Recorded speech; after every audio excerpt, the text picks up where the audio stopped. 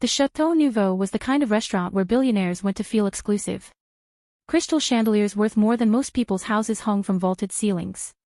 The dress code was enforced by security who could spot a fake Rolex from across the room. And tonight, it was hosting the annual Santos Foundation charity gala, where Chicago's elite pretended to care about underprivileged children while outbidding each other on vacation packages to prove who had the most disposable income.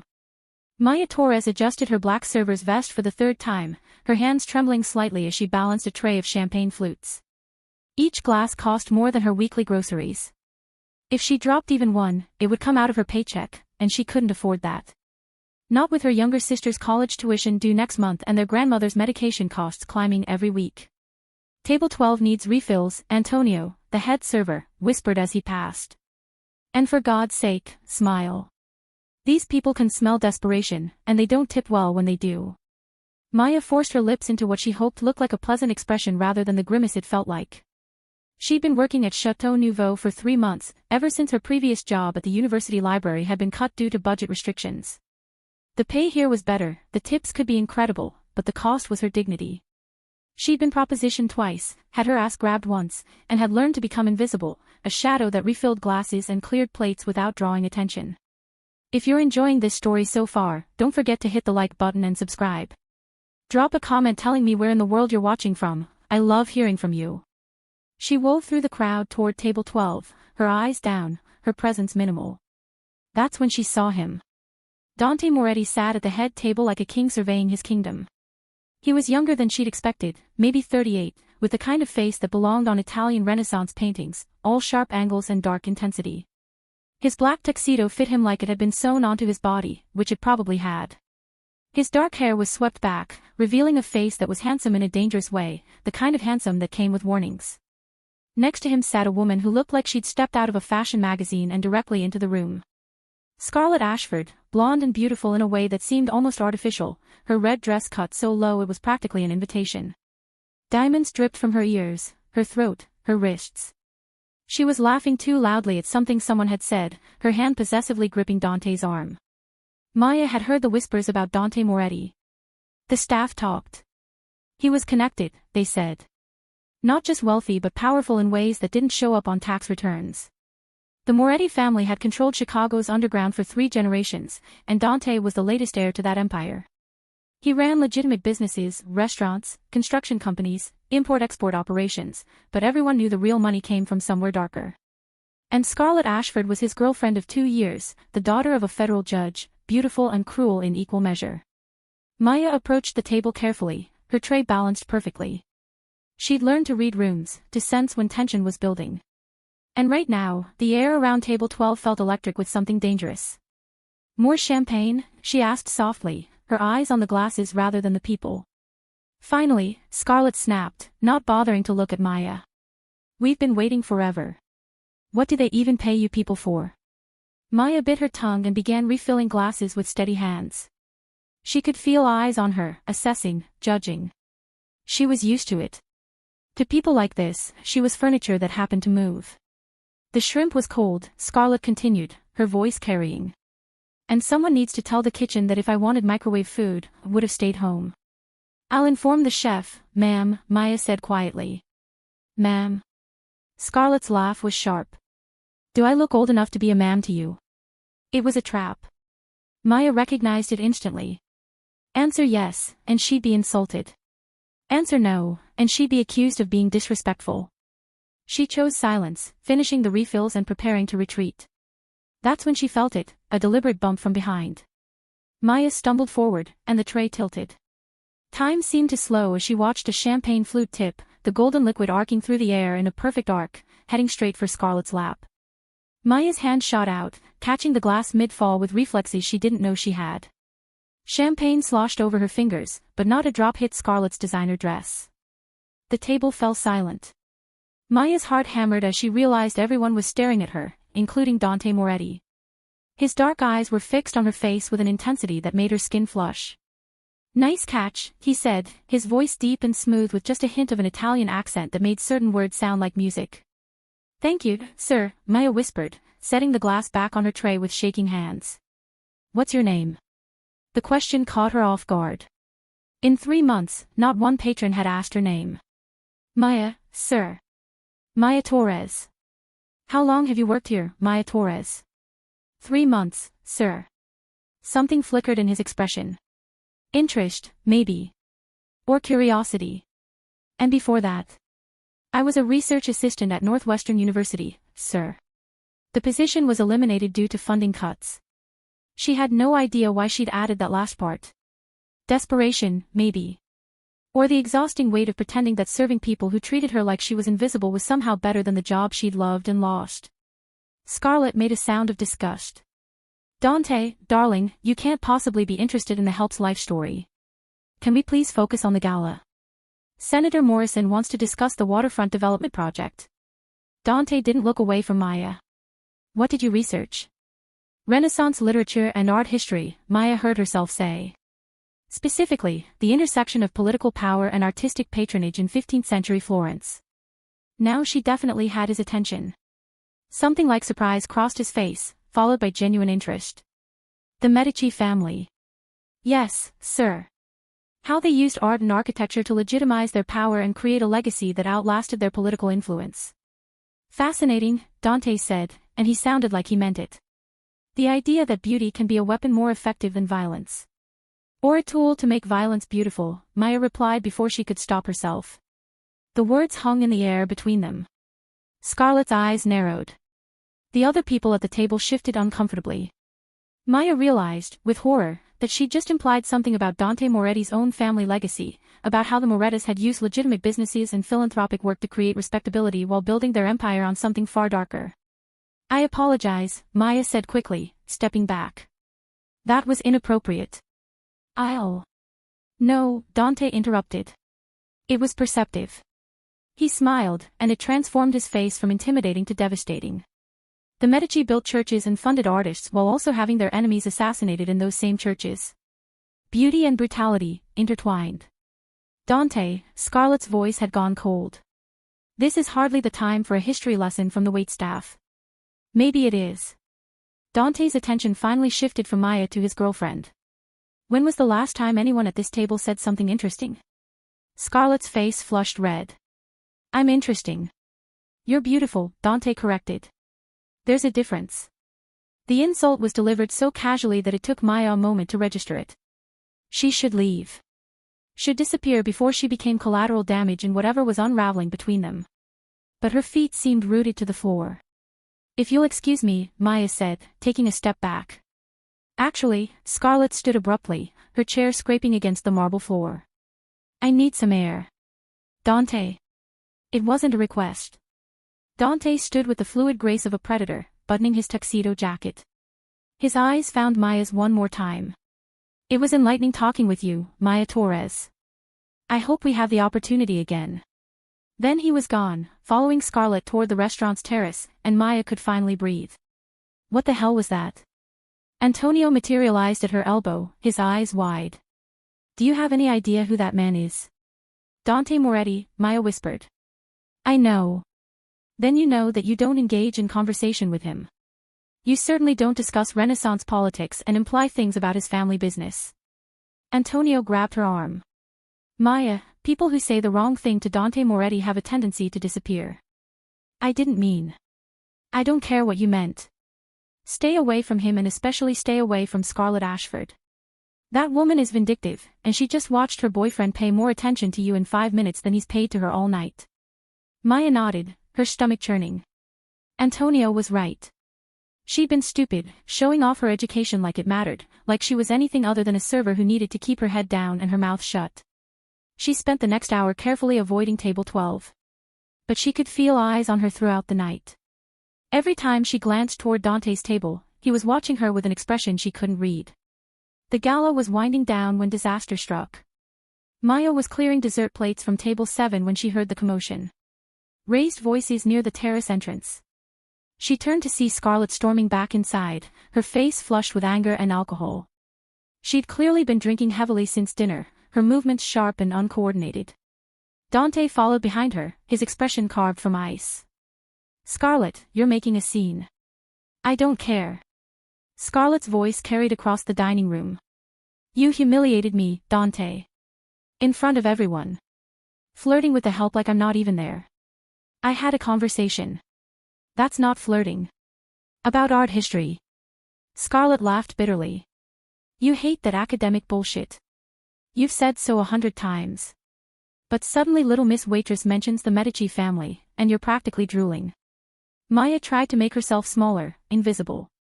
But Scarlett's eyes found her across the room, and they burned with alcohol-fueled fury. You, Scarlett pointed at Maya. Come here. Maya's blood ran cold.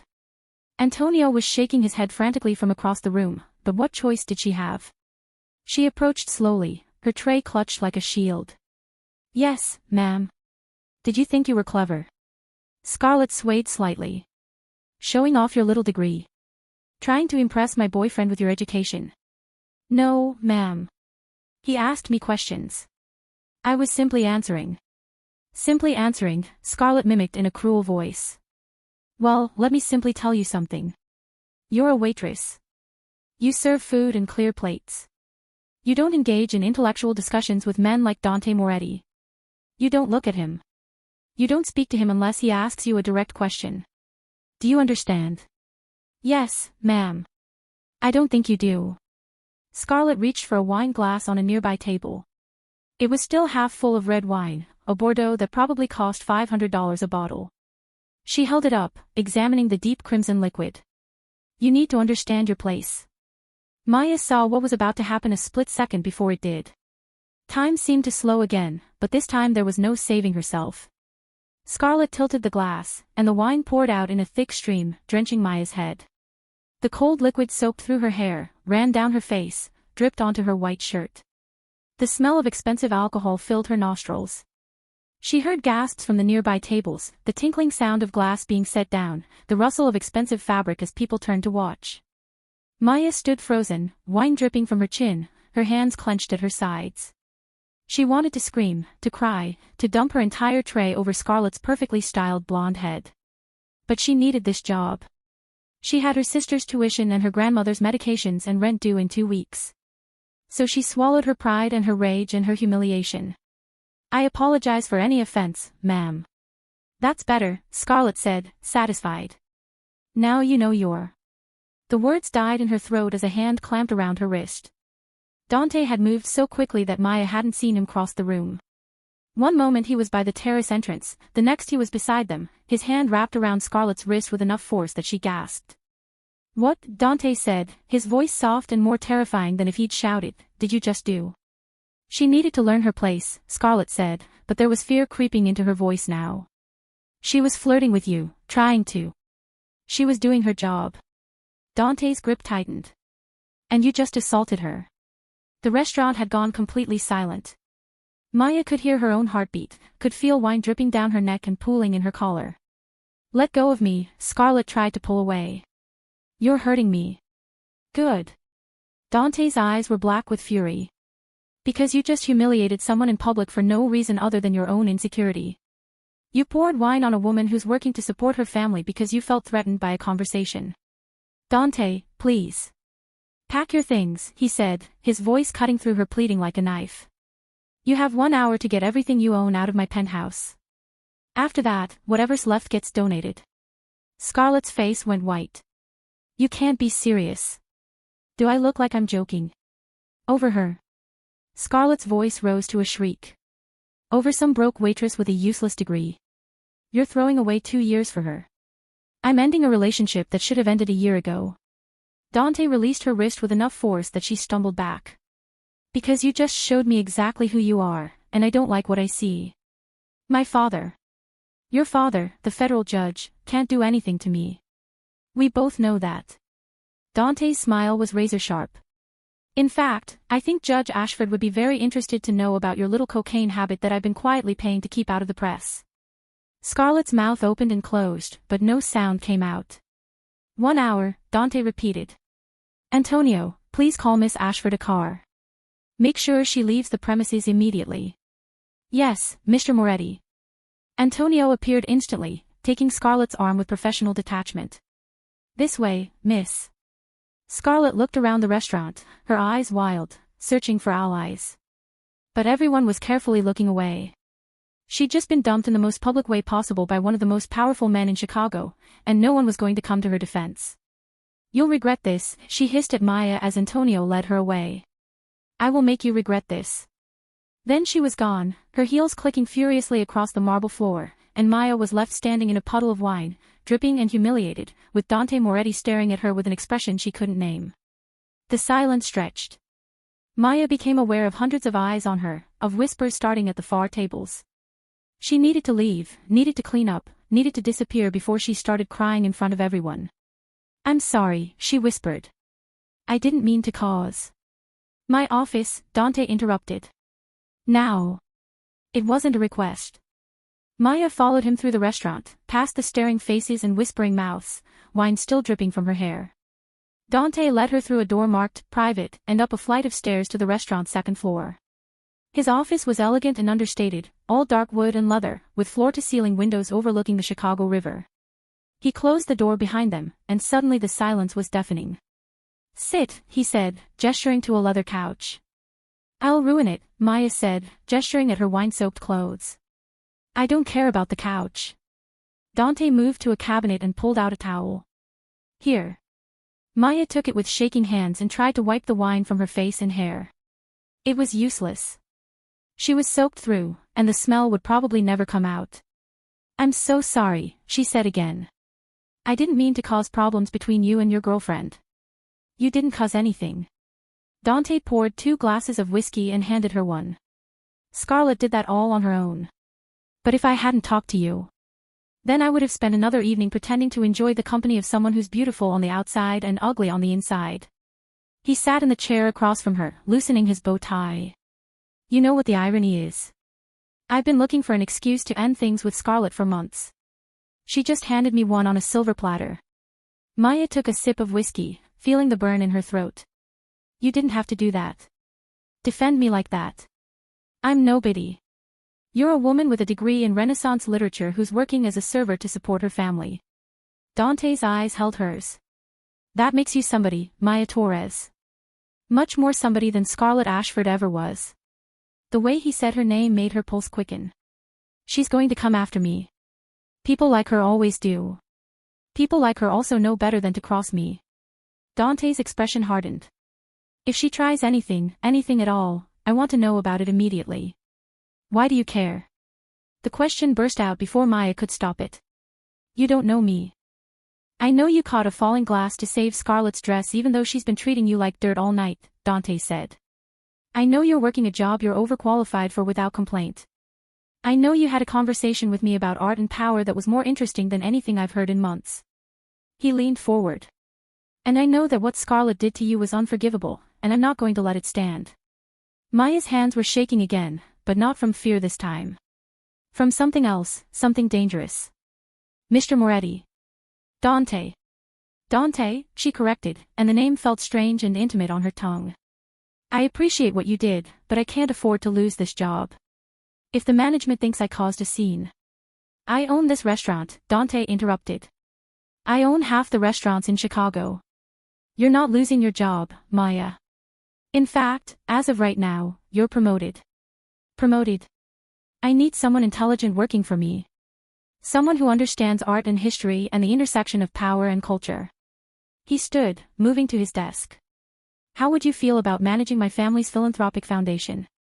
It funds arts education in underprivileged communities. You'd be overseeing grant applications, working with museums and schools, deciding which programs deserve support." Maya stared at him. "You're offering me a job. I'm offering you a career. One that actually uses your education. The pay is triple what you make here, plus benefits and a discretionary budget for programs you think have merit." It was too much. Too good to be true. "Why?" "Because talent shouldn't be wasted serving champagne to people who don't appreciate it." Dante's expression softened. "And because I want to see what you can do when you're not just surviving, but actually given the opportunity to excel." Maya should say no. Should recognize this for what it was, a powerful man making an impulsive decision that would complicate both their lives. But all she could think about was her sister's tuition, her grandmother's medications, the constant weight of financial stress that never quite let her breathe. "Yes," she heard herself say. "Yes, I'll take it." Dante smiled, and it transformed his entire face. Good. Start Monday. Antonio will have the details. He pulled a card from his desk drawer.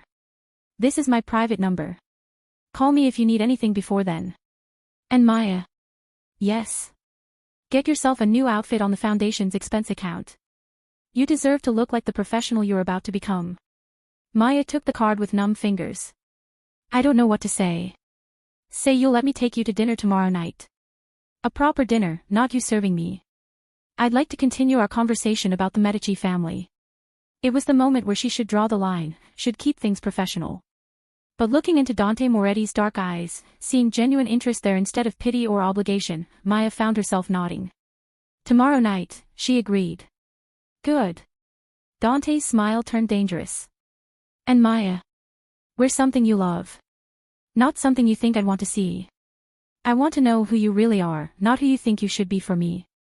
As Maya left his office, her head spinning and her clothes still damp with wine, she knew she was walking into something that would change her life completely. Dante Moretti was dangerous, everyone said so. He'd just publicly ended a 2-year relationship and offered her a dream job within the span of 20 minutes. But for the first time in 3 years, since her father's death had left her responsible for her family, Maya felt something other than exhausted desperation. She felt possibility. Maya stood in front of her tiny bathroom mirror, staring at the woman reflected back at her. She'd spent the last hour trying on every piece of clothing she owned, and nothing felt right. Dante had said to wear something she loved, something that showed who she really was, but the truth was, Maya hadn't bought herself anything new in 2 years. Everything in her closet was practical, cheap, chosen for durability rather than style. Her phone buzzed. A text from her younger sister, Lucia. Abuela says you're going on a date with a dangerous man. Is this true? Should I be worried or excited? Maya smiled despite her nerves. Their grandmother had an uncanny ability to sense drama, even from her hospital bed where she was recovering from pneumonia. The medication costs were another reason Maya couldn't afford to turn down Dante's job offer, even if accepting it meant stepping into a world she didn't fully understand. It's just dinner. And he's not dangerous to us. But dangerous to someone. Maya thought about the way Dante had gripped Scarlett's wrist, the cold fury in his eyes, the absolute authority in his voice when he'd ordered her to pack her things. Yes. Probably. But I think only to people who deserve it. That's such a you answer. Okay, I'm excited then. Wear the blue dress. Maya looked at the blue dress hanging in the back of her closet. It was the one nice thing she owned, purchased for her father's funeral 3 years ago. She'd worn it exactly once. It was simple, elegant, and the color reminded her of the Mediterranean Sea in Renaissance paintings. That's a funeral dress. It's a beautiful dress that you've never given a chance to be anything else. Dad would want you to live, Maya. Not just survive. The words hit harder than they should have. Maya blinked back tears and pulled the dress from the closet. 30 minutes later, she was standing outside Giuseppe's, an Italian restaurant in River North that had been featured in Architectural Digest for its interior design. The building itself was a restored 19th-century brownstone, all exposed brick and wrought iron. Through the windows, she could see candlelit tables and waiters in crisp white shirts moving like dancers through the intimate space. A black town car pulled up, and Maya's breath caught when Dante stepped out. He was wearing dark jeans and a black button-down shirt, sleeves rolled to his elbows, revealing forearms corded with muscle and marked with a tattoo she couldn't quite make out. It was the first time she'd seen him in anything other than a tuxedo, and somehow the casual clothes made him more intimidating, not less. Maya. He smiled, and she felt it all the way to her toes. You wore blue. You said to wear something I love. And do you love that dress? Maya hesitated. I loved what it represented. Hope, dignity, beauty in the middle of grief. My father had just died, and I needed something to remind me that the world still had color in it. Dante's expression softened. Then it's exactly right. He offered his arm. Shall we? Inside, the restaurant was even more beautiful than it appeared from the street. The maitre d' greeted Dante with the deference of someone who knew exactly who he was, leading them to a private corner table that offered both intimacy and a clear view of the entire restaurant. Maya noticed 2 men in suits seated near the entrance, their eyes constantly scanning. Security, she realized. Dante's security. Do you always travel with bodyguards? She asked once they were seated. Always. Dante didn't apologize for it. My family has enemies. It's the cost of the life we chose. Or the life that was chosen for you. He tilted his head, studying her. You're perceptive. My father was Lorenzo Moretti. Do you know that name?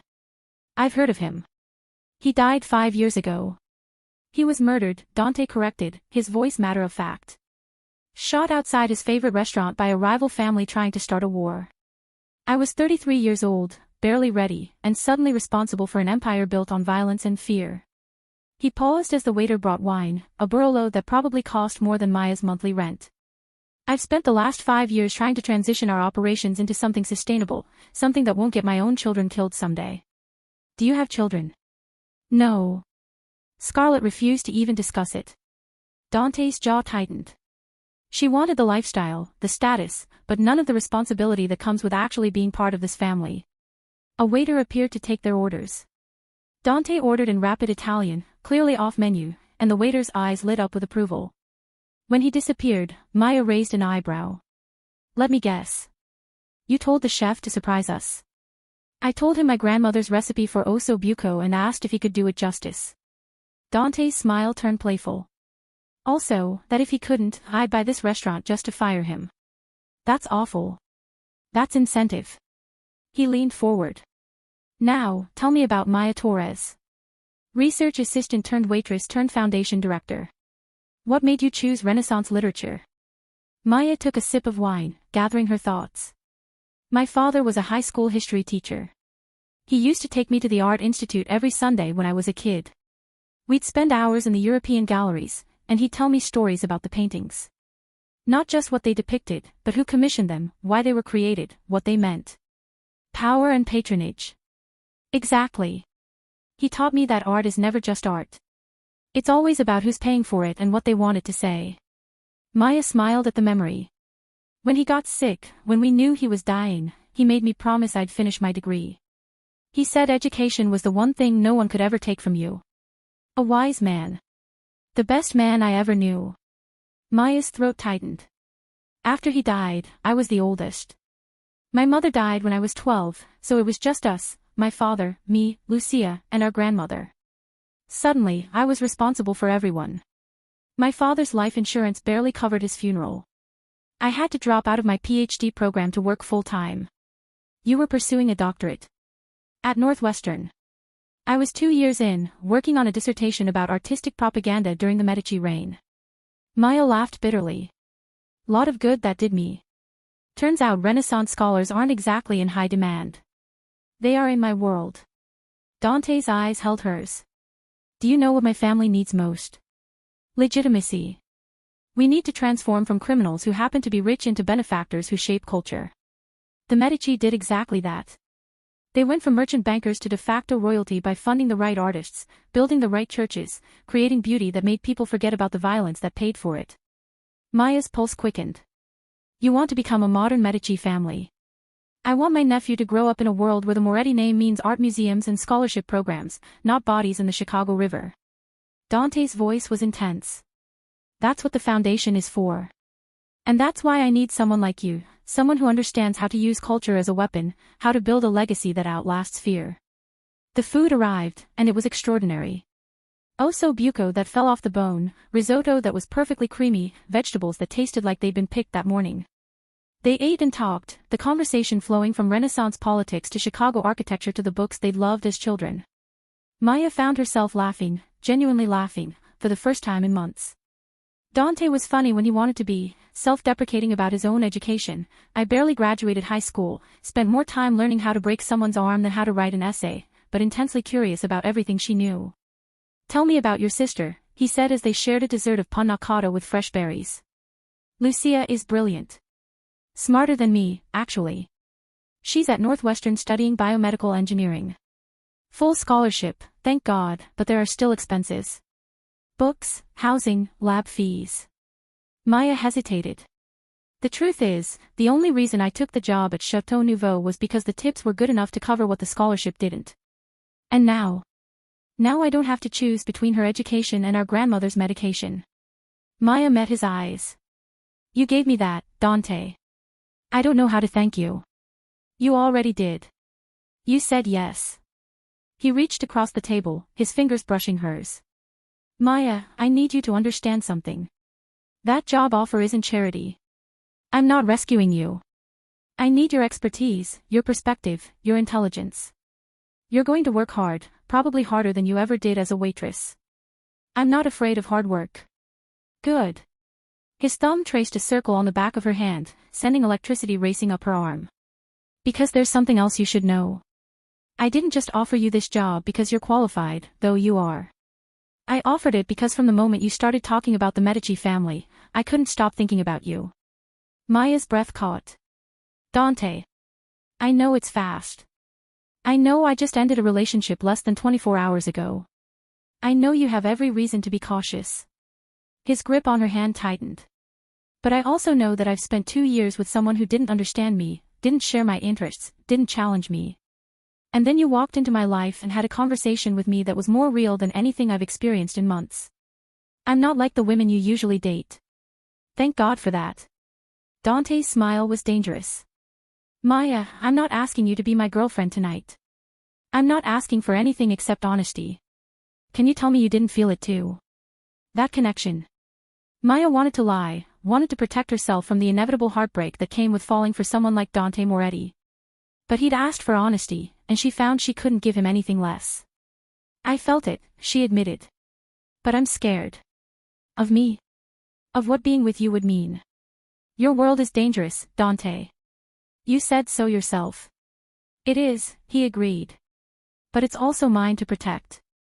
And if you choose to be part of it, I promise you, nothing and no one will ever touch you or your family. You'll have security, resources, safety. Everything I have becomes yours. That's a lot to promise on a first date. I don't make promises I can't keep. Dante's expression turned serious. But I also won't lie to you. Being with me comes with complications. There will always be security. There will always be people who resent you for having my attention. There will always be risks. Like Scarlett coming after me. Scarlett is already handled. Something in his tone made Maya's stomach clench. What does that mean?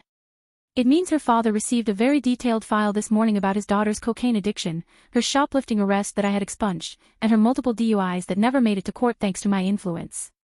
Dante's voice was cold. Judge Ashford is currently deciding whether he'd rather see his daughter in rehab or let me release that information to every news outlet in Chicago. He's choosing rehab. You blackmailed a federal judge. I protected you.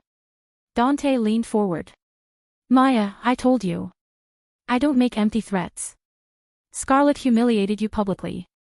She threatened you. That's unacceptable. So I made sure she understands that coming after you again means losing everything. Maya should be horrified.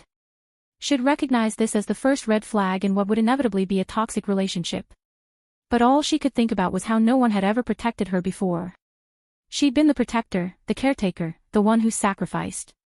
And here was Dante Moretti, offering to shoulder that burden, to stand between her and the world. If you're hooked on this story, make sure to subscribe and turn on notifications so you never miss an upload. Your support means everything and helps me bring you more emotional stories like this one. What happens now? She asked quietly. Now we finish our dessert. I take you home. Monday, you start your new job. Dante's thumb continued its maddening circle on her hand. And somewhere in between, we figure out if this connection we both feel is real or just the adrenaline of a dramatic night. And if it's real, then we take it slow. I court you properly. Dinner, museums, long conversations about art and power and everything in between. His smile turned wicked. And when you're ready, when you trust that I'm not going to hurt you, I'll kiss you until you forget every reason you had for being cautious. Heat flooded Maya's cheeks. That's quite a promise. I keep my promises, Maya Torres. Remember that. The drive back to her apartment in Pilsen was quiet, Dante's hand resting on hers in the back of the town car. When they pulled up to her building, a 3-story walk-up that desperately needed a new paint job, Maya saw Dante's security team immediately assess the area, noting the broken streetlight and the group of teenagers loitering on the corner. This is where you live. Dante's voice was carefully neutral. It's affordable and close to the train. Maya felt defensive. I know it's not. I'm not judging you. Dante squeezed her hand. I grew up in Bridgeport, Maya. My father ran his operations out of a butcher's shop until I was 12. I know what it's like to count pennies and live in neighborhoods where you sleep with one eye open. Then you understand why I can't just move somewhere safer. I can't afford it. You can now. Dante pulled out his phone. Starting Monday, you're making $120,000 a year. That's enough to move somewhere with working streetlights and doors that lock properly. Maya stared at him. $120,000. Plus benefits, a discretionary budget, and a company car. Dante's expression was matter of fact. That's the market rate for a foundation director with your qualifications. I'm not doing you any favors, Maya. That's what the job pays. It was more money than she'd ever imagined earning. More than her father had made in his best year as a teacher. Enough to move her family somewhere safe, to stop worrying about every penny, to breathe. Let me walk you up, Dante said. You don't have to. Yes, I do. He was already out of the car, opening her door. Humor me. They climbed the 3 flights of stairs, Dante's security team flanking them discreetly. Maya's apartment was at the end of the hall, behind a door that stuck and required a specific jiggling technique to unlock. She was fumbling with her keys when the door across the hall opened. Mrs. Chen, her 70-year-old neighbor, peered out. Maya. You're home late. Then her eyes landed on Dante, and they widened. Oh my. Mrs. Chen, this is Dante. Dante, this is my neighbor, Mrs. Chen. She watches my grandmother sometimes when I'm working. A pleasure, Dante said, his charm automatic. Mrs. Chen looked him up and down, taking in the expensive clothes, the security detail, the way he stood just slightly in front of Maya like he was protecting her. You're the one from the news. The Moretti boy. Yes, ma'am. Your father once helped my husband when he had trouble with some men who wanted protection money from our restaurant. Mrs. Chen's expression softened. Lorenzo Moretti was a complicated man, but he had honor. I hope you're the same. I try to be, ma'am. Good. Mrs. Chen looked at Maya. Your grandmother is sleeping. Lucia made her soup before she left for her night class. Everything is fine. Thank you, Mrs. Chen. The old woman disappeared back into her apartment, but not before giving Dante one last assessing look. Maya finally got her door open, revealing her tiny apartment. One main room that served as living room, dining room, and kitchen. 2 small bedrooms off to the side. Furniture from thrift stores and hand-me-downs from relatives. But it was clean, and the walls were covered with prints of Renaissance paintings that she'd collected over the years. Dante stepped inside, his eyes immediately going to the walls. Botticelli, Raphael, Caravaggio. He moved closer to a print of The Birth of Venus. You have good taste. I can't afford originals on a waitress's salary. Yet. Dante turned to face her. Maya, I meant what I said. You're going to make enough money to transform your life. Your grandmother can have proper medical care. Lucia can focus on her studies without worrying about money. And you can finally stop just surviving. Tears burned in Maya's eyes. Why are you doing this? Because talent shouldn't be wasted. Because you deserve better than wine poured on your head by someone who was born with everything and appreciates nothing. Dante closed the distance between them, his hand coming up to cup her cheek. And because from the moment you caught that champagne glass, I've wanted to know what it would feel like to kiss you. Maya's breath hitched. Dante. Tell me no, he said softly. Tell me you don't want this, and I'll leave right now. We'll keep things strictly professional. You'll be my foundation director, nothing more. She should say no. Should protect herself and her family from the complications of being with someone like him. But looking up into his dark eyes, seeing genuine desire there mixed with surprising vulnerability, Maya couldn't make herself say the words. Instead, she rose on her toes and kissed him. It was soft at first, tentative, both of them testing the waters. Then Dante's arm came around her waist, pulling her closer, and the kiss deepened. His mouth moved against hers with a skill that made her knees weak, one hand tangling in her hair while the other pressed against the small of her back. Maya's hands found his chest, feeling the solid muscle beneath his shirt, the rapid beating of his heart that matched her own. She'd been kissed before, but never like this. Never with this intensity, this feeling of inevitability, like they'd been moving toward this moment from the second they'd first locked eyes. When they finally broke apart, both breathing hard, Dante rested his forehead against hers. I should go. You should, Maya agreed, but neither of them moved. If I stay. You can't. Maya forced herself to step back, to put physical distance between them before she did something stupid like invite him into her bedroom. Dante, this is already moving so fast. If we... I know. He ran a hand through his hair, looking frustrated and aroused in equal measure. You're right. We should take this slow. Monday, I start working for you. That complicates things. It does. Dante moved toward the door, then turned back. But Maya. Just so we're clear. That kiss didn't feel like a complication. It felt like the first honest thing I've done in years. After he left, Maya leaned against her door, her lips still tingling, her heart racing. She could hear her grandmother snoring softly in one bedroom, could see Lucia's textbook stacked neatly on the kitchen table. This was her life, small and safe and carefully controlled. And Dante Moretti was a tornado threatening to upend all of it. Her phone buzzed. A text from him. Sleep well, Maya Torres. Dream of the Medici family and all the impossible things they accomplished. She smiled despite herself.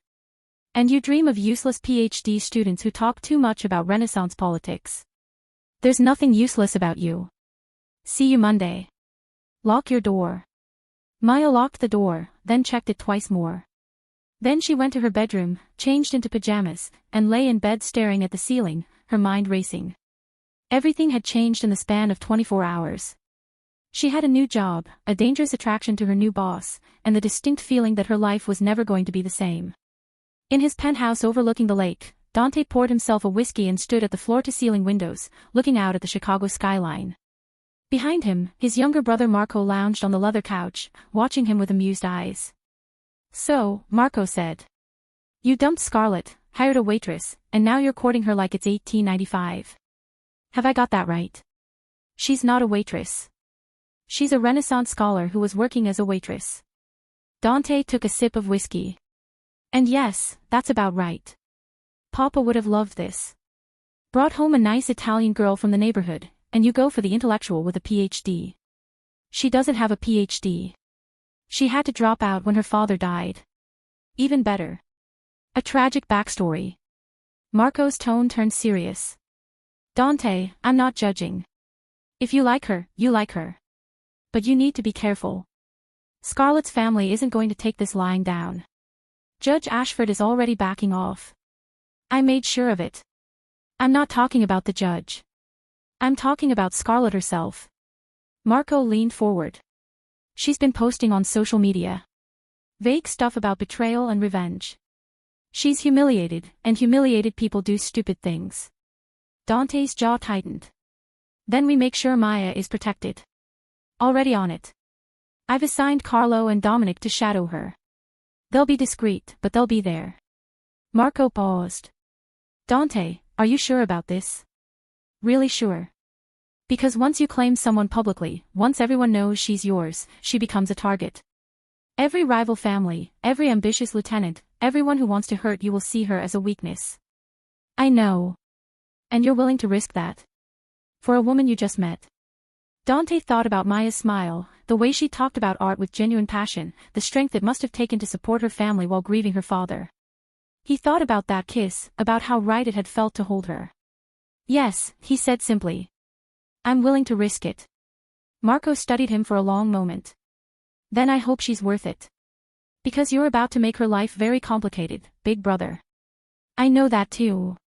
Dante finished his whiskey. Which is why I'm going to make sure she never regrets choosing me. Across town, in a luxury hotel suite paid for with her father's credit card, Scarlett Ashford sat in front of her laptop, scrolling through social media and drinking vodka straight from the bottle. Her fingers trembled with rage as she found Maya's sparse online presence, a Facebook account with privacy settings locked down, a LinkedIn profile that listed her as a food service professional, nothing on Instagram or Twitter. But there were photos. A few tagged pictures from Lucia's account. Maya at her sister's high school graduation. Maya at their grandmother's birthday party. Maya smiling, Maya laughing, Maya being everything Scarlett wasn't. Real. You think you've won, Scarlett whispered to the screen. You think Dante's going to protect you. But you don't know him like I do. You don't know what he's capable of when he's bored. She took another drink, her mind already spinning with possibilities. The foundation job was just pity. Dante would realize soon enough that Maya was too poor, too uneducated, too wrong for his world. And when he did, Scarlett would be there, ready to reclaim what was rightfully hers. But if he didn't realize it on his own, well, there were ways to help him see the truth. Scarlett pulled up her contacts, scrolling until she found a name. Richard Sterling, an investigative journalist who owed her a favor. He specialized in exposing fraud, corruption, the kind of stories that ruined lives. She started typing. Richard, I have a story for you. And nobody with a fake degree just landed a $100,000 job with the Moretti Foundation. Isn't that interesting? Let's talk. She hit send, a smile spreading across her face. If Dante wanted to play hero, fine. But Maya Torres was about to learn that fairy tales didn't exist in the real world. And neither did happy endings. Maya's first week at the Moretti Foundation passed in a blur of meetings, grant applications, and learning the intricate web of relationships that connected Chicago's art world to Dante's empire. The foundation offices were housed in a renovated warehouse in West Loop, all exposed brick and modern glass, with views of the Chicago skyline that still took her breath away every morning. Her office was twice the size of her apartment, with a desk that probably cost more than her car and floor-to-ceiling bookshelves that Dante had instructed his assistant to fill with every book on Renaissance art and patronage she could find. It was perfect, and terrifying, and Maya threw herself into the work with an intensity that left her exhausted but exhilarated. Dante had been true to his word about taking things slow. They'd had lunch together twice, both times discussing foundation business. He'd sent her flowers on her third day, a modest bouquet of wildflowers, not roses, with a card that read, "For surviving your first week. The hard part comes next." But Maya felt his presence everywhere. The security team that appeared whenever she left the building.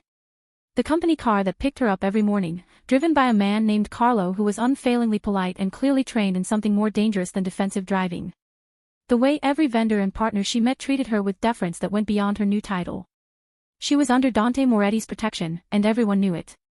On Friday evening, Maya was reviewing a grant application from a South Side Arts program when her phone rang. Unknown number. Hello. Maya Torres. A man's voice, professional, vaguely familiar. Yes, who is this? Richard Sterling, Chicago Tribune. I'm working on a story about the Moretti Foundation, and I'd love to get your perspective on a few things. Maya's stomach dropped. I'm not authorized to speak to the press. You should contact our communications director. This isn't about official foundation business. It's about you specifically. Papers rustled in the background. You were hired as foundation director with a salary of $120,000, correct? I'm not discussing my salary with a reporter. Fair enough. Let me ask you this, how did a waitress with an incomplete PhD get one of the most prestigious positions in Chicago's philanthropic sector? Was it qualifications, or was it because you're sleeping with Dante Moretti? The words hit like a slap. Excuse me. You were working at Château Nouveau 6 days ago. Dante Moretti publicly ended his relationship with Scarlett Ashford after she poured wine on you. Less than 72 hours later, you're running his family foundation. That's quite a rapid career trajectory, wouldn't you say? I'm not having this conversation. Maya's hand shook as she moved to hang up. Miss Torres, I'm writing this story with or without your input. Wouldn't you rather have your side represented? Or should I just rely on what Scarlett Ashford told me about your relationship with her boyfriend? Maya's blood ran cold. What did she tell you? That you've been pursuing Dante for weeks. That you deliberately caused scenes to get his attention. That you're using him to advance yourself financially while he's vulnerable after a difficult breakup. Sterling's voice was smug. She's quite convincing. Very concerned about you taking advantage of a good man. That's a lie. All of it. Then tell me your truth, Miss Torres. Help me understand how this all happened so quickly.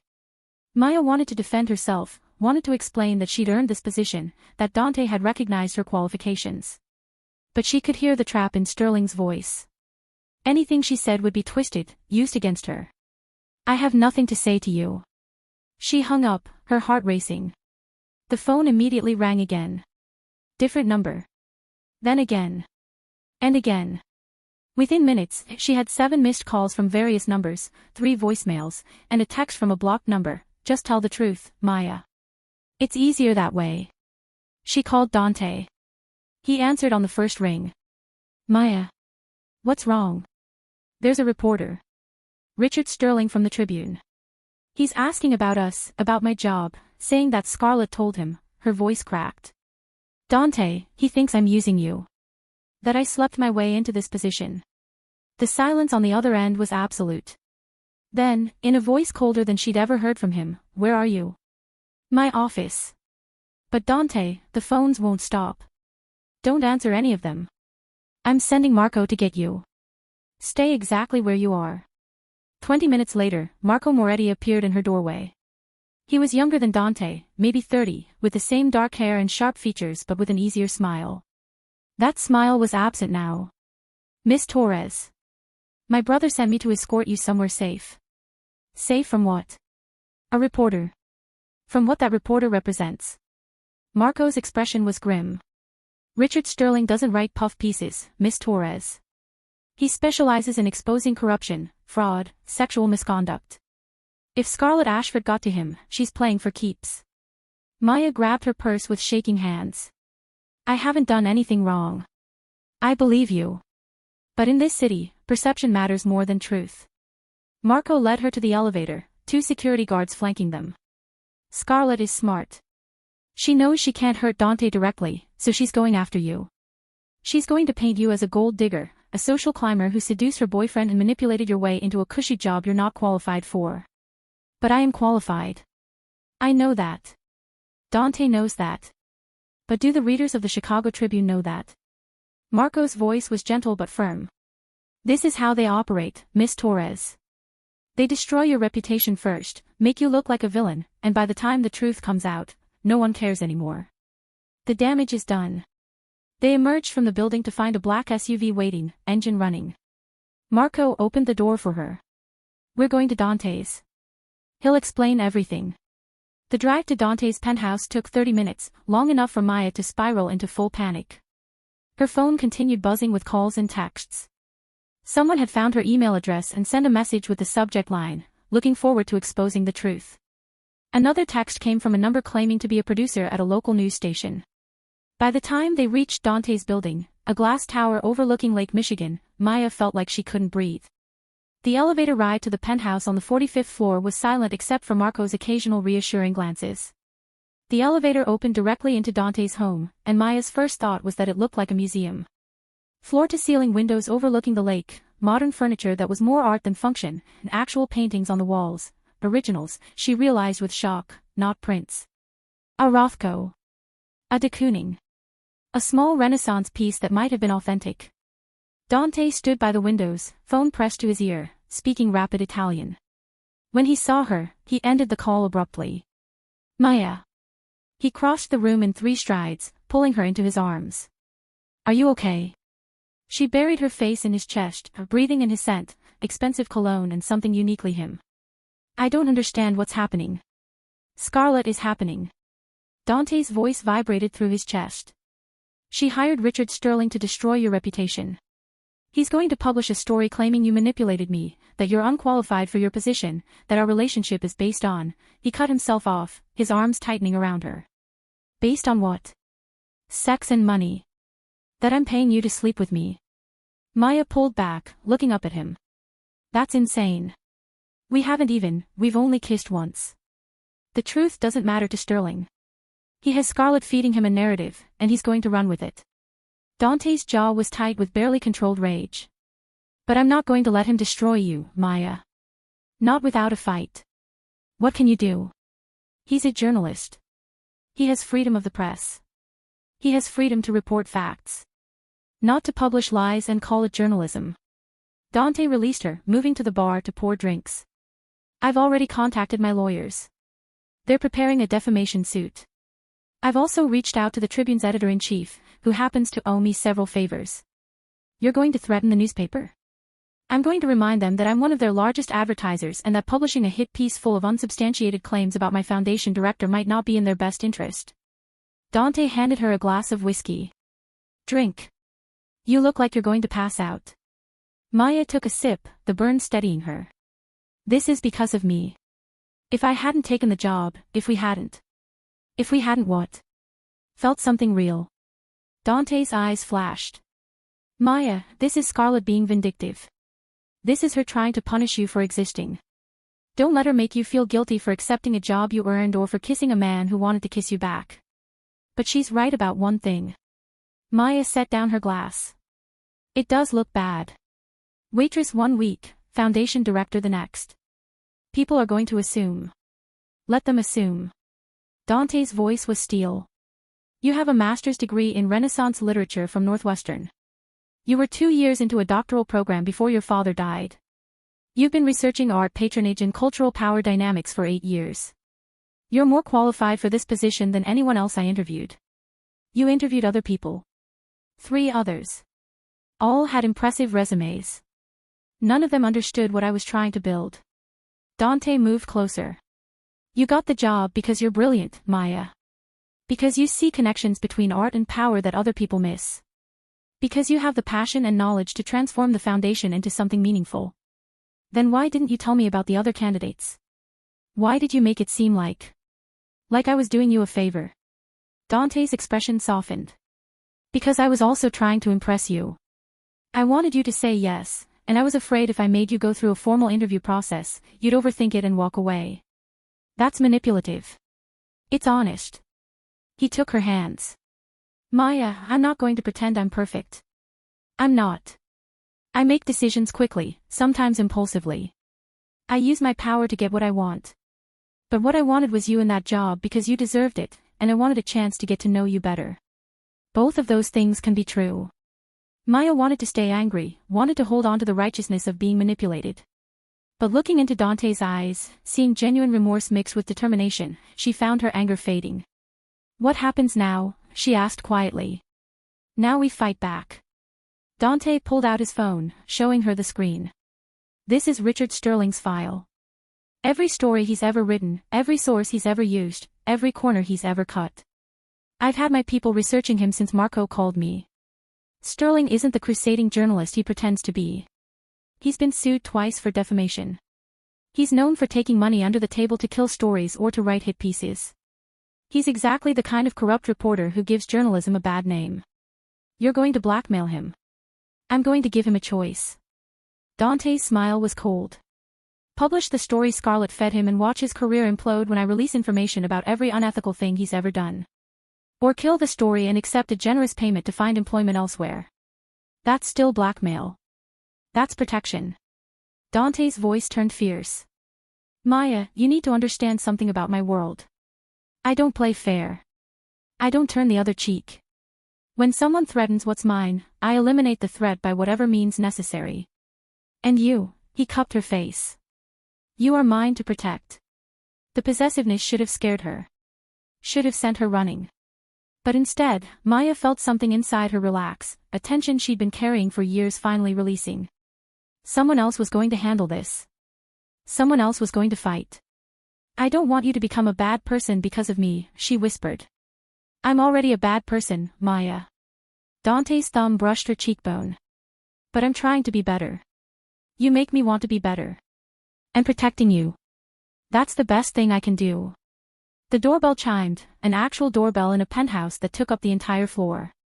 Marco appeared from somewhere, opening the door to reveal a woman in her 60s with steel gray hair and the kind of presence that suggested she was used to being in charge. Diane Morrison, Dante said, straightening. My lawyer. The best in Chicago. Diane swept into the room, her eyes immediately finding Maya. You must be Miss Torres. I've heard excellent things about your qualifications. She turned to Dante. I've reviewed Sterling's draft article. It's bad, but it's also sloppy. He makes several claims he can't substantiate and quotes anonymous sources that may not exist. If he publishes, we can sue for defamation and win. But the damage would already be done, Maya said. Exactly. Diane sat on the couch, pulling out a tablet. Which is why we're not going to let him publish. I've already sent a letter to the Tribune's legal department outlining the defamation claims and the evidence we have of Sterling's pattern of unethical behavior. I've also provided them with documentation of Miss Torres's qualifications and the interview process for her position. What interview process? Maya asked. Diane smiled. The one we created this afternoon. You had 3 interviews with Foundation board members, all conducted via video conference. You provided writing samples and references. You went through the same process as every other candidate. It's all documented with timestamps and video recordings. Maya stared at Dante. You fabricated an entire hiring process. I protected you, Dante corrected. The board members are real. They've all reviewed your qualifications and agreed you're the best candidate. The interviews happened, just retroactively. And the references are legitimate. I contacted your former professors at Northwestern, and they all gave glowing recommendations. Maya didn't even know what to call it. Fraud. Protection. Both. That's covering all bases, Diane said crisply. Miss Torres, I understand this feels uncomfortable. But in my experience, the best defense against allegations is overwhelming documentation. We now have a paper trail that proves your hiring was legitimate, thorough, and based entirely on merit. When Sterling tries to claim otherwise, we have evidence to refute him. What about the relationship allegations? Maya asked. That I'm sleeping with Dante. Are you? Diane asked bluntly. No. Then we include that in our response. You and Mr. Moretti have a professional relationship that may develop into something personal, but your hiring had nothing to do with romance and everything to do with qualifications. Diane looked at Dante. I assume you're prepared to provide sworn testimony to that effect. Absolutely. Good. Then we have a strong case. Diane stood. I'll have a response drafted within the hour. We'll send it to the Tribune tonight. My expectation is that they'll kill the story rather than face a lawsuit and negative publicity about their reporter's ethics. After Diane left, Maya sank onto the couch, her head in her hands. This is insane. This is my world. Dante sat beside her. Maya, I need you to be honest with me. Is this too much? Because if it is, if you want out, I'll understand. I'll make sure you keep the job, you earned it, but we can end whatever this is between us before it gets more complicated. Maya looked up at him. Is that what you want? No. The word was immediate, emphatic. What I want is to take you to dinner tomorrow night. I want to show you the Art Institute's new Renaissance exhibit. I want to hear you talk about the Medici family until 2 in the morning. I want to kiss you again, and eventually do a lot more than kiss you. His voice softened. But only if you wanted to. Only if you're willing to accept that being with me means dealing with this kind of drama. Maya thought about her old life. Working 3 jobs, constantly worried about money, invisible to everyone except her family. She thought about Scarlett Ashford and Richard Sterling and all the people who would try to tear her down for daring to reach beyond her circumstances. Then she thought about Dante's smile, about the foundation work that made her feel alive, about having the resources to finally help her family breathe. I want it too, she said quietly. All of it. Even the complicated parts. Dante's expression transformed. He pulled her close, kissing her with a desperation that suggested he'd been holding himself back all week. Maya melted into him, her hands fisting in his shirt, all her fears temporarily forgotten in the heat of his mouth on hers. When they broke apart, both breathing hard, Dante rested his forehead against hers. Stay tonight. Dante. Not like that. He pulled back, smiling. Stay for dinner. Let me cook for you. We can watch a movie, talk, just be together without the pressure of jobs or reporters or anything else. Marco can drive you home later. It was dangerous. Maya knew it was dangerous. But she found herself nodding anyway. Dante cooked pasta, actual homemade pasta that he made from scratch while telling her stories about his grandmother who taught him to cook. They ate on the balcony overlooking the lake, watching the sun set over the water. They talked about everything and nothing, the conversation flowing easily now that they'd made their choice. Around midnight, Maya called her grandmother to check in. Lucia answered instead. Where are you? Her sister asked immediately. Mrs. Chen said men in suits came to walk you home from work. Maya, what's going on? It's complicated. I'll explain everything tomorrow, I promise. Isabella okay? She's fine. Better, actually. The new medication you got her is working. Lucia paused. Maya, these men. They're Dante Moretti's people, aren't they? Yes. Are you in danger? Maya looked at Dante, who was pretending not to listen while clearing their plates. No. I'm protected. That's not the same thing. I know. Maya sighed. Lucia, I need you to trust me. I know what I'm doing. Do you? Because from where I'm sitting, it looks like you're falling for a man who lives in a completely different world than us. Maybe that's not a bad thing. Maybe it's time we had access to a different world. Lucia was quiet for a long moment. Just be careful, okay? I don't want to lose you to something you can't control. After she hung up, Dante handed her a glass of wine. Your sister is worried. She's protective. We only have each other. Not anymore. Dante's eyes were serious. Maya, I meant what I said. Being with me means you're never alone again. Your family becomes my family. Your problems become mine to solve.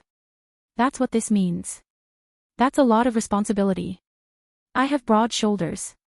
He smiled. And I'm very motivated. They ended up on his couch, Maya curled against him while they watched a documentary about Renaissance Florence. Halfway through, her phone buzzed. A text from an unknown number. Story killed. Sterling's been reassigned. You're welcome. D. Morrison. She did it, Maya breathed. Diane killed the story. Never doubt my lawyer. Dante kissed the top of her head. You're safe, Maya. Scarlett can't touch you. But even as she relaxed into his arms, Maya couldn't shake the feeling that Scarlett Ashford wasn't the type to give up easily. She was right. 3 days later, Maya arrived at the Foundation offices to find police cars outside. Her stomach dropped as she hurried inside, finding the lobby filled with officers and Foundation staff looking confused and frightened. What's going on? She asked the receptionist. Someone broke in last night. They ransacked your office. Maya's blood ran cold. She pushed through the crowd, ignoring the police officer trying to stop her, and stopped dead in the doorway of her office. It was destroyed. Her desk had been overturned, papers scattered everywhere. The bookshelves had been emptied, books thrown across the room. Her computer was smashed. And on the wall, spray painted in red. Gold digger. Miss Torres. A detective approached, notebook in hand. I'm Detective Harris. Can you think of anyone who might have done this? Maya thought about Scarlett's threats, about the killed news story, about the rage of a woman scorned. Yes, she said quietly. I can think of someone. We'll need a statement. She'll give it with her lawyer present. Dante's voice cut through the chaos. He appeared beside Maya, his expression thunderous. And she'll be working from home until you find who did this. Mr. Moretti. This is a crime scene, detective. My Foundation director was specifically targeted. Until you have a suspect in custody, she's not safe here. Dante's arm came around Maya's shoulders. Come on. Let's go. In the car, Maya finally let herself shake. It was Scarlett. I know. She broke into the Foundation offices and destroyed my workspace because she couldn't destroy my reputation. I know. Dante's voice was cold fury. And she's going to regret it. What are you going to do? Dante looked at her, and for the first time, Maya saw the man his enemies saw. The man who'd built an empire on fear and respect. The man who protected what was his by any means necessary. I'm going to remind Scarlett Ashford why people don't cross the Moretti family. That evening, Scarlett was at a bar in Lincoln Park, celebrating with her friends. The news story had been killed, but the break-in had been satisfying. She'd hired someone to trash Maya's office, to send a message. The little waitress needed to understand that she'd never truly belong in their world. Her phone rang. Dante's number. She answered with a smile. Dante, darling. Finally come to your senses. Where are you? His voice was ice. Lincoln Park. Having drinks with friends. Why? Stay there. The line went dead. 15 minutes later, Dante walked into the bar with Marco and 4 security guards.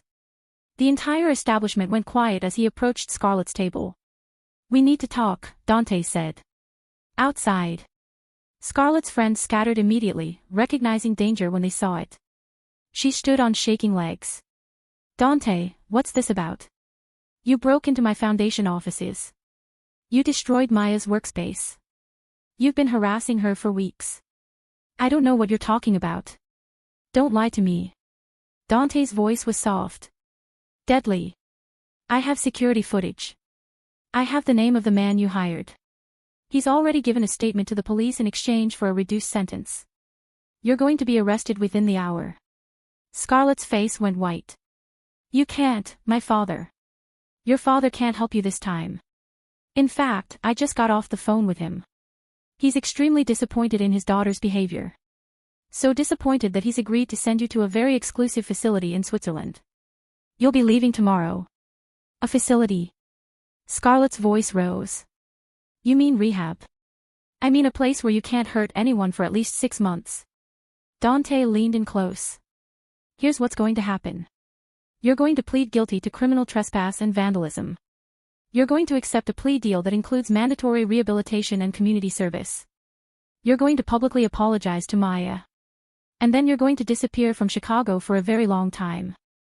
And if I refuse, then I release every piece of evidence I have about your drug use, your arrests, your credit card fraud that I covered up. I ruin your father's career by exposing how many times he's made your problems disappear. I make sure you never work, never have credibility, never have anything again. Dante's smile was cruel. Your choice, Scarlett. Rehab or ruin. Scarlett looked around desperately, but everyone in the bar was carefully looking away. No one was going to help her. No one was going to save her from Dante Moretti. Fine, she whispered. I'll go. Smart choice. Dante turned to leave, then paused. And Scarlett. If you ever come near Maya again, if you ever even say her name, there won't be a choice next time. There will only be consequences. Do you understand? Scarlett nodded, tears streaming down her face. 2 weeks later, Maya stood in her newly renovated office. Dante had insisted on complete remodeling and enhanced security, reviewing grant applications. Her phone buzzed with a text from Dante. Look outside your window. Maya walked to the floor-to-ceiling windows and looked down. In the courtyard below, Dante stood beside a fountain that hadn't been there yesterday. It was beautiful, modern but with Renaissance influences, water cascading over bronze sculptures. Her phone rang. Do you like it? Dante asked. It's beautiful. What is it? A reminder that beauty can be created from chaos. That vandalism and destruction don't win. His voice softened. And a promise that I'll always protect what matters to me. Maya smiled, her eyes burning with unexpected tears. When did you become such a romantic? The day I met a woman who understood that power and beauty are two sides of the same coin. Dante paused. Have dinner with me tonight. I want to show you something.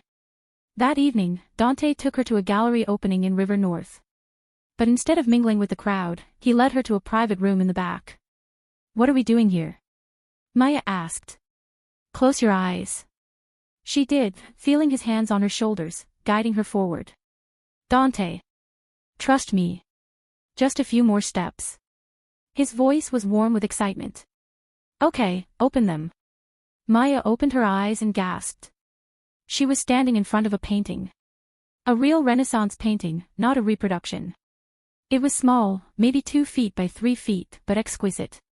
A portrait of a young woman in 15th century dress, her eyes intelligent and knowing, a small smile playing on her lips. It's a ghirlandaio, Dante said softly. Portrait of a lady. 1575. I had it authenticated by 3 experts. Dante, this must have cost. It's not for sale. He moved to stand beside her. It's a loan. The painting belongs to a private collector who's agreed to let the foundation display it for a year as part of a new exhibit on women in Renaissance art. He smiled. An exhibit you're going to curate. Maya couldn't speak. The painting was worth millions. The opportunity was beyond anything she'd imagined. I don't know what to say. Say you'll let me take you to Florence next month to research more pieces for the exhibit. Say you'll trust me when I tell you that you've earned every opportunity I'm giving you. Say you'll stop waiting for the other shoe to drop and just let yourself be happy. Maya turned to face him, this dangerous, complicated, generous man who transformed her life in the span of 2 weeks. I'm falling in love with you, she whispered. And it terrifies me. Good. Dante pulled her close. Because I'm already in love with you, and if you weren't terrified, I'd worry you didn't understand what you were getting into. He kissed her there in the gallery, surrounded by Renaissance art and modern possibility, and Maya finally let herself believe that maybe, just maybe, fairy tales could exist in the real world after all. 6 months later, Maya stood on the balcony of Dante's penthouse, their penthouse now, since she'd officially moved in 2 months ago, watching the sun set over Lake Michigan. Inside, Lucia was showing Dante pictures from her latest engineering project while their grandmother dozed on the couch. They'd moved into a beautiful apartment in Lincoln Park with a live-in nurse that Dante had insisted on hiring. Her life had transformed so completely that sometimes Maya had to remind herself it was real. The foundation exhibit had been a massive success, traveling to 3 museums. She'd been interviewed by Art in America and the New York Times, this time on her own merits. Scarlett was still in Switzerland, and by all accounts was actually getting the help she needed. And Dante had been everything he'd promised. Patient, protective, generous, and genuinely interested in building a life together rather than just claiming her as a possession. "What are you thinking about?" Dante appeared behind her, wrapping his arms around her waist. "How insane this all is. 6 months ago, I was serving champagne and getting wine poured on my head. Now I'm curating Renaissance exhibits and living in a penthouse. Now you're exactly where you were always meant to be." Dante kissed her neck. "Using your brilliant mind for work that matters. And sleeping with the boss," Maya teased. "The boss is very lucky." He turned her to face him. "Maya, there's something I want to ask you. Should I be nervous?" "Probably." Dante pulled a small box from his pocket, and Maya's heart stopped. "I know it's fast. I know we've only been together 6 months. But I've never been more certain of anything in my life." He opened the box, revealing a ring that took Maya's breath away. It was vintage, Art Deco style with a sapphire surrounded by diamonds. "It belonged to my grandmother," Dante said. "The only good marriage in my family's history. She told me before she died to save it for someone who understood that power without love is empty." "Dante. Marry me, Maya Torres. Let me spend the rest of my life showing you that you were worth every risk, every complication, every dramatic gesture. Let me be the man who gets to watch you change the world, one art exhibit at a time." Maya looked at the ring, at Dante's hopeful expression, at the life she'd built from chaos and wine stains and one moment of courage when she talked about the Medici family instead of staying invisible. "Yes," she said, laughing and crying at the same time. "Yes, 1,000 times yes."